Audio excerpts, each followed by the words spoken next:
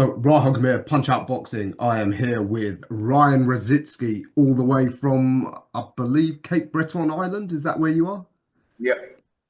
Fab, Ryan. Thanks for your time. So, hardcore fans around the world will have known about you already from a couple of your epic fights, but you're about to hit worldwide headlines. You've got that cool Saudi Arabia, Riyadh. Um, Another guy on the WBC Cruiserweight title against Badou Jack. Yeah, first of all, can you tell us how the fight came about? When did you know that you're going to go over to Saudi Arabia?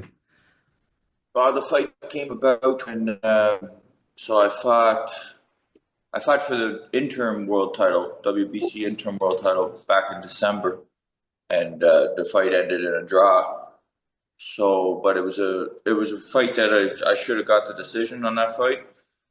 So the WBC kind of recognized that it was a bit of a bad decision. So what they did was I was mandatory before that, and then they reinstated Badou Jack as champion. I guess he was on layoff or something, and then since there was no like champion because Badou Jack was in like on a layoff or whatever he was doing. Noel McCallion became champion by knocking out Makabu for the vacant belt. Hmm. So I was mandatory since like not last December, but the December before that when I knocked out a top ranked fighter, Duradola was his name, Yeah. and I became mandatory. So I was mandatory for like 2 years, and then like I said, I fought for that interim title, and it was a draw. And then because it was a bad decision, I stayed mandatory. And then when Badou Jack decided that he was going to fight again, they reinstated him as champion, as like the full champion, and they stripped Noel McCallion because he was refusing to fight me. He wouldn't fight me. He just kept saying he was going to fight, and then a few weeks before he would pull out. He did it like 5 times in a row. That went on for like over a year. So yeah, here I am now. So Badou Jack has the title, and I'm still as mandatory. So that's how that fight came about. So, how frustrating is it for you as a fighter when these politics just keep getting the fights sort of put off that way? I mean, five pullouts. I mean, that's I've heard of fighters quitting the game because of less. Yeah, well, I'm never going to quit. It's not in my nature. But I was debating moving to a different sport. I was going to go in the BKFC because I was disgusted with the way it was going. And but anyways, they gave me another shot at the world title. This will be my third world title fight. So I get it this time. But the waiting around to fight these guys is an absolute headache. And anybody who's at the top and is trying to get unification fights or big fights probably understands the frustration. It's a lot of businessmen dictating when fighters fight, and I don't like it. Yeah, yeah, I can imagine. Yeah. I did notice a post you put on a few weeks before the fight was announced. I think you actually even appealed to Turkey Al Sheikh that if he wants a real fighter who'll put on a show, to give you a call. Did that sort of get his attention? No, that didn't. What got his attention was when they reinstated Badou Jack as champion. Like I said, I was his mandatory challenger, so he had no choice but to fight me. If he didn't fight me, they were going to strip him of the title. So Badou's a fighter, and he didn't. It sounded like he was like Noel McCallion refusing to fight. Like Badou is willing to 100% to take the fight, but he was being towards the end of his career, he's not going to fight for free. He's an established fighter, a former world champion, so he's not going to fight for less than what he's worth. Hmm. And my promoters that are in Canada, they won the purse bid on the fight because no other promoters came in to bid on the fight. So that means that the fight, the boxing business, what I mean. So my promoters won the fight, so it's going to be in my country, in my hometown, and the page is in Canada is not going to be like not even close to something that it would be in like Saudi or over in the US or something. But Badou has to fight me. So he agreed to it. But then I think what happened was Badou Jack like obviously saw the the pay he was getting to come to Canada to defend his title against me. And my guess is he probably was like, no, I'm not fighting that guy over there for that kind of money. So he signed with Anthony Joshua's management team, Hmm. and they had the connection to Turkey, and they got him to come in and basically buy the fight from my promoters and put the fight on in Saudi where we can both myself and Badou Jack can make more money. Fab. So you're getting paid well as well, I hope. Yeah, I'm supposed to get probably my biggest payday that I've ever seen in my career. All right, well, that's good. That's what we want for you, the fighters, especially one like yourself who's done it like the hard way, the old-fashioned way. Um, I paid to fight. yeah, like I said, I've been following you on Instagram. You're an old school warrior. You remind me of your Viking ancestors who might have landed over there in Nova Scotia 1,000 years ago. But yeah, okay, can you maybe just tell us a bit about your boxing background? Looks like you had a bit of an amateur pedigree before you turned pro. Yeah, how did you start fighting? Why'd you go into boxing? All of that. Yeah, so I didn't really have much of a, like, I didn't have any accolades as an amateur. I had a few fights, I had 22 fights, but I think I lost like 14 of them.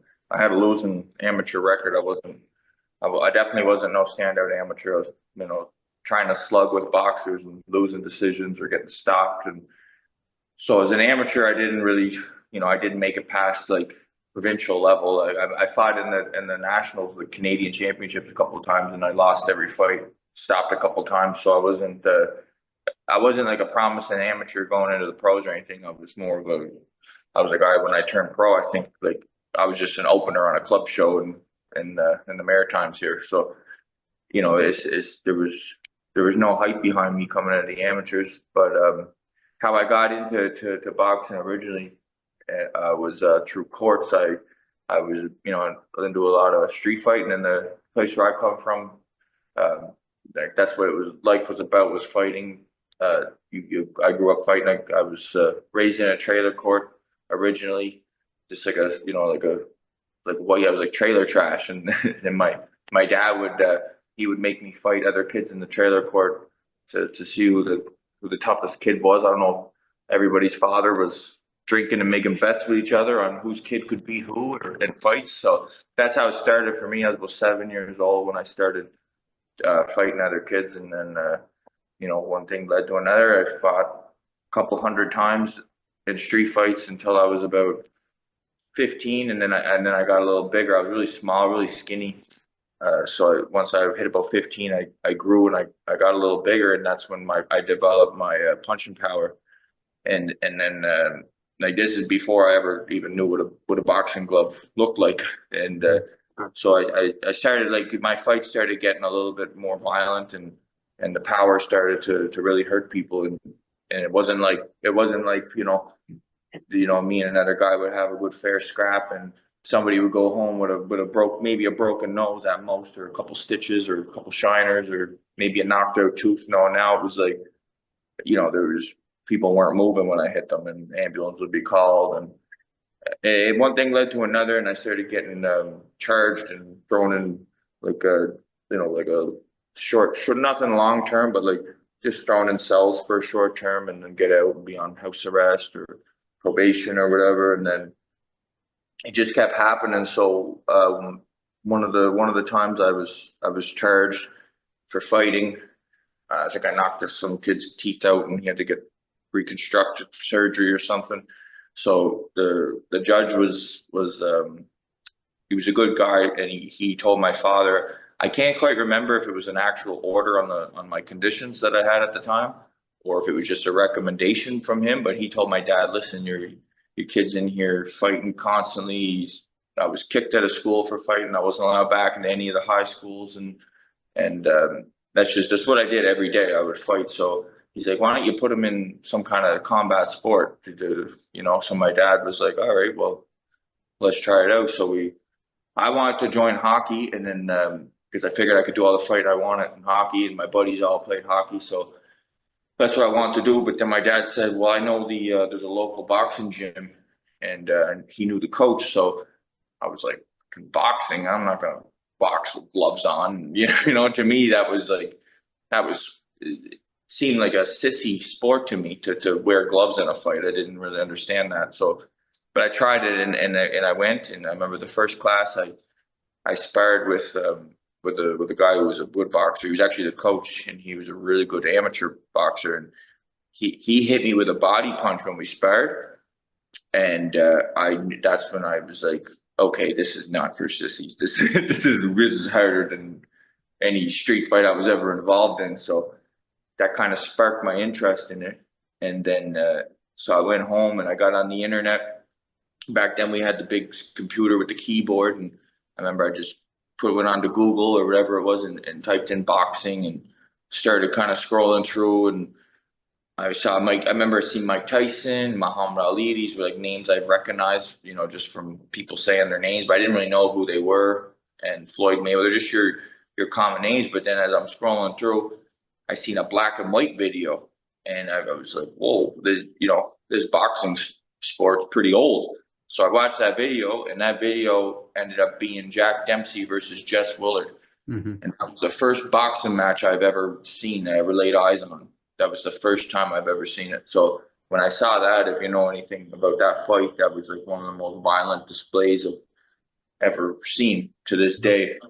And that was what I saw. I saw Jack Dempsey, and I became like obsessed, and I wanted to fight just like him. I wanted to move like him. I wanted to, he inspired me to want to box, and then that was it. And then my life after that, my life just became about boxing, and I didn't go back to school. I worked for a little bit of money when I needed it here and there for gas to get to the gym, or because I was started eating healthy, so I needed money for food, so I would like do labor jobs or bounce and be a doorman, whatever I could do to make cash on the side to support myself to box, and that's what happened. And then I had the amateur career, but then once I turned pro, that was when I started my style and my violence started to become a weapon. Whereas in the amateurs, it kind of like held me back because these boxers would just, they would use their footwork and the jab and they would outpoint me. But once I got into the pros, they took the headgears off, they put the small little gloves on. I just started laying people out, and then next thing you know, here I am fighting for a world title. Wow, that is some journey. And yes, you're right. Jack Dempsey v. Willard, historically, us fans who follow the sport know that was utterly brutal. And yeah, a guy well worthy to try and emulate. Um, so yeah, like you said, you've had a couple of goes in the world title. The first one was against. It was at the was it the Bridgerweight title with Oscar Rivas. I believe he's since forced to retire with an eye injury. Was that down to you? That's what I've been told. Like, nothing you don't know, like really, but that's what I've been told. Yeah. All right. Well, we wish him well in retirement. Have you ever fought outside of Canada? I did as an amateur. I fought in the States a few times as an amateur, but as a professional, this would be my first fight outside Canada.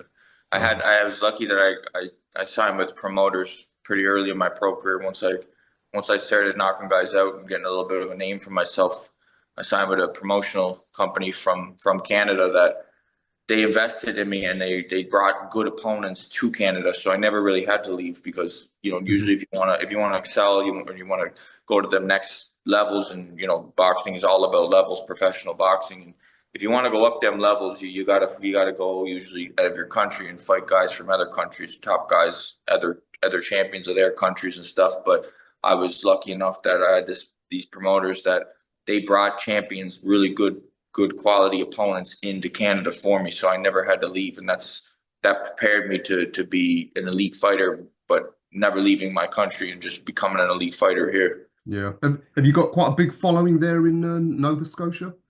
Yeah, Nova Scotia, it's huge. I got massive support in Nova Scotia, and even around Canada now. I can go anywhere in the country. Usually, I'm going to get recognized now. Yeah, I was hoping your fight with Jack was going to be in Canada because I really fancied a trip over to visit Canada and watch the fight. But hey ho, what would you make of Badou Jack? I mean, he's been around forever. I guess he's a smaller guy because he started at super middleweight, but technically really good, very experienced. And I'm sure you know what this guy business is like. It's very political. He's from the Middle East, or I think he lives there. I think he's friends with some of the royals out there. So you know what the politics are like. You're gonna have to win this conclusively. If it goes to the judges, we've seen in this game what happens. Well, the first thing was you said he's like a smaller guy, but I know he fought, he won his world titles in lower weight divisions, but he did become cruiserweight champion. So Hmm. I don't know. I look at him and I see pictures and videos of him, and he looks a lot bigger than me. And if you look at the when he was a super middleweight, at that time I was also super middleweight. I was only a teenager and I was 150 Oh, pounds. So is we actually kind of went up in weight at the same time if you actually think about it. So really, he's probably bigger than me now. I know he did his thing at a lower weight division, but now he's a full cruiserweight, and he's probably got 20, 30 pounds on me, yeah. today. So I'm not looking at him as a smaller guy, and I'm not gonna rely on my size or strength or power or anything like that in this fight. But and then so we'll see how that goes. But he's got a lot of experience, and he's going to try to use it. I'm sure he's going to try to use that experience, take it to the scorecards, like you said. He's going to have the judges on his side. He's going to have probably the referees probably going to favor him a little bit. But all those things are things that you expect when you're going to enemy territory. I'm not saying that they're my enemies over there. It's just when I get in the ring, I'm Hmm. their enemy. Yeah, yeah, absolutely. Yeah. Um, I mean, the whole cruiserweight division is, I mean, it's pretty hot at the moment. Do you follow the scene much? I mean, the Aussie guy Jai OPETAIA, he's made a lot of waves over here and in Riyadh already. I was always thinking you against him. Oh, that would be a fight for the ages because you're two no holds barred guys that come to fight. Mm. Oh, I mean, that would, like I said, it'd be one for the ages. Do you follow the other top cruiserweights? Oh yeah, I watched them. I watched them here now. They got. I'm a fan of boxing. Although I don't watch a whole lot, but I'll see like if I see something, I'll click it and I'll watch it. And he said my name a couple times lately, and I've said his name a couple times before that. I think I messaged him. I'm pretty sure I've sent personal messages to all these guys one time or another, to asking them if they wanted to fight and let's make it happen. Even when nobody knew who I was. I was messaging these guys trying to make something happen for myself. So now I know what they are and I know what they've done, and just like I'm sure they know what I am and what I'm doing. Even if they Hmm. say they don't, they're just bullshitting to sound tough for a camera. They so but he's the I gotta say he's probably the best right now in the division. Yeah, I don't know if you follow much in here in the UK. Cruiserweights, it's quite a hot division here. Chris Smith recently just lost to the Mexican Ramirez. Did you watch that fight? What did you Yeah, I make did. of I watched that fight, and also I went to I was there. I was ringside at the Billum Smith Lawrence Okoli fight. I watched that from 10 feet away from the ring. Oh wow. Yeah, I've seen Billum Smith in person. I've seen him fight, and yeah, he's one tough customer. That fella. He can fight. Like he can take a good shot. He's got the ring name, or his persona is the gentleman, but he's definitely no gentleman when he's in the ring. Yeah, absolutely. I mean, we don't know what's happening with Zurda. I think he's injured and he's got his mandatory against Dorticos. So I guess we'll have to wait to see how that plays out. But I mean, there's no shortage of great fights, and like I said, here in the UK, quite a few good cruiserweights. Um, we've got Chev Clark, the Olympian. He's fighting Ridal Riley. Yeah, I think come over here, you'll get a warm welcome. Yeah, I don't know who those two guys are, but I'm sure I will. Like if they're gonna be at the top, they're gonna be on the radar. Like all these guys are on my radar, and I know the UK is full of tough cruiserweights, and there's gonna be more coming up. There's probably guys in the gym right now that don't even have a professional fight that are gonna be in the next 2 or 3 years. They're gonna be better fighters than all of us. You know what I mean? Like this is just how boxing works, and there's always the next guy. There's always the next guy, and there's always somebody better, somebody tougher, meaner, and it's just that's the fight game, and any of these guys in the top, like like I understand that right now, the guy from Australia, the IBF champion, Hmm. he's the number one. But listen, he's only the number one, and he's only seen as the biggest and the baddest in the division right now is because he's fighting. He's consistently fighting, and he's consistently winning. It only takes one loss to knock you off your high horse, and it only takes that one guy to come in and show you that you're not what you think you are. You know what I'm saying? Yeah. Because on any given night, he can fight. For example, OPETAIA, he can fight. Let's say Billum Smith, for example, just an example. They could fight each other 10 times, and you're going to have 10 different fights on 10 different nights with 10 different results.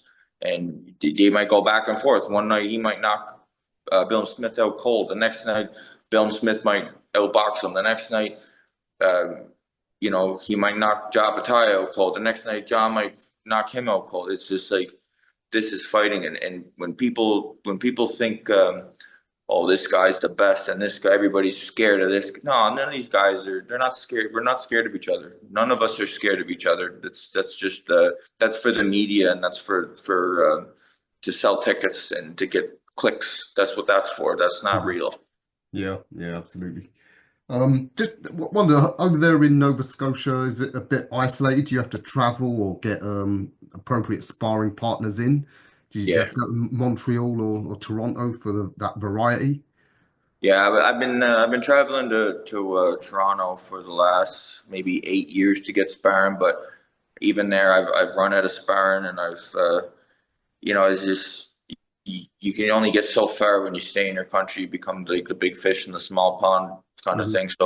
So recently, I actually just got I've just been in Texas to train and spar, so to get some different some different looks and stuff. And I'm gonna have to just move around and get spar in different places and stuff because no one really wants to come to Canada to spar. I don't know why. I don't know what the deal is there, but it's hard to get sparring partners here. So right now I'm just traveling around and staying fit and just going to different gyms and challenging different fighters to spar. Yeah, fantastic that you're doing that. Yeah, you will need that. What's the boxing scene like in Canada? Is it thriving? Is it really popular? Could we see big fights happen in Canada? I think so. I think we got some good fighters here. There's Lucas Body. He scored that highlight reel knockout or whatever on that. It's unfortunate it was on that circus card, Jake Hmm. Paul, but I'm not a fan of those types of boxing cards, but I'm a fan of Lucas, and I think that it's good that he got that exposure. But I can't wait to see him on. I think he signed with Jake Paul, but he like he's a real fighter. That guy, don't kid yourself. He's a real fighter who can do something. There's a bunch. There's a good handful of fighters here that are probably going to be in the top ranks pretty soon. Yeah, it'll be good to see Canada get in that mix. Can you just tell us a bit about yourself outside of boxing? I see you're quite the hunter. Do you like the great outdoors, the wilderness of Canada, all of that sort of stuff? Yeah, hunting is that's my favorite thing to do. I started hunting when I was 5 6 years old. I started, and that's been like my way to get meat for since my entire life. I hunt when I'm low on meat in the freezer. I'll go shoot a deer, shoot a bear, shoot a moose. Small game, whatever. That's just what I do. I'm fascinated by that. I've always wanted to try it. I don't know if I've got the stomach for it, but so do you do the whole thing? Like you butcher them, skin them, you do all Yeah. of that yourself? Every bit of it. I build my own rifles. I don't reload ammunition, but like I buy brands ammunition, but like factory, but my rifles, I put my own rifles together, build my own rifles. Go to the range and dial everything in. I make sure that I shoot. I shoot tight groups, like group shooting. If any shooters watching or something, they know what I'm talking about. Like I make sure my gun is grouping good, so more or less like accurate. I practice to make sure that when I shoot, I kill the animals. I'm not there to like wound animals or hunt for trophies. I hunt for meat, and that's my way that I put meat in the freezer. Wow, that's amazing. Do you live sort of in the wilderness, out in the country? Yeah, I'm not gonna obviously I'm not gonna say where I live, Uh-huh. but I live we'll say my house is about my closest neighbor is about a 25 minute I would say about 25-minute drive would be like my closest neighbor. Not maybe a little less than that, but it's a hike. Like I could walk out my door and let off a hand grenade and no one's ever gonna know about it. Like I'm in complete seclusion. There's no cell phone service. Like I have Wi-Fi because I've got like the type of Wi-Fi that's like whatever it's called, it picks it up. But once you step outside my house, you can't. Mhm. There's no phone. You can't go on your phone unless you drive 25 minutes, and then you'll get cell phone service. So like, if I get injured out there, I cut myself with the chainsaw, or something happens, I'm dead. Wow. Proper Yeah. wilderness that is. So yeah, take care But of yourself. that's how I like to live my life, and fortunate enough that boxing was able to get some money from boxing to get this. It's only a small like I live in like I think it's a 24 by 26 like cabin, just one floor. It's like a cabin, and I live there, and I got a tractor, four-wheeler, a boat for fishing, and like that's how I live out there. That is incredible. You're unique. Incidentally, are you of is your family of Polish descent from the name? Yeah, my mom's side is Polish, and then my dad's side is Scottish. So I'm like, my blood is Polish Scottish. Hmm. Two very hard warrior folk. Poland's actually got quite a few of the top cruiserweights. So who knows? You might have to have a visit Yeah. with reconnect with your mum's roots one day. Well, my wife is Polish. My wife is from Poland, like 100% Polish. Uh-huh. Oh wow. Okay. Yeah, I've seen her on your social media. Looks like she's a top model in Canada. Is that right? The world, she's number one in the world right now. She was a playmate for Playboy. She's Max on the Maxim covers, and yeah, she's been number one in the world, probably number one in Canada for the last like freaking 15 years or something. Oh, wow. I've always said, Yeah. champions, you guys need to have a good looking missus because after getting punched in the face for work, you need something nice to look at when you come home. Makes me look better. Absolutely. All right. Well, Ryan, it's been fascinating. Thank you so much for your time. Yeah. Is there anything you want to add to tell the fans? No, I don't think so. I think I pretty well, I think I said my piece. Appreciate anybody watching, and if they didn't know who I am and they watch this, I appreciate support. I appreciate all of it, the support, the hate, as long as they're watching and they buy a ticket. Absolutely. I'd urge all the fans tune in May the 3rd, I believe. Riyadh, you never put in a boring performance. We know that, and I think you'll be in some great fights for years to come. All right, Ryan Rozicki, thank you for your time, and hopefully we'll speak to you again soon. Yeah, no problem, buddy. Have a good one.